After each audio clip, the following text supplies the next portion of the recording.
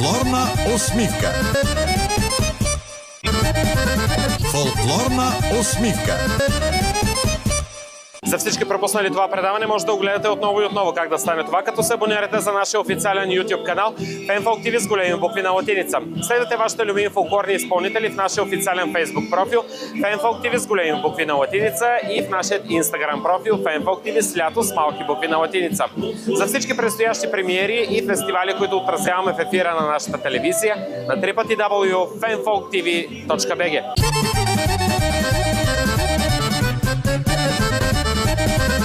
Фолклорна усмивка.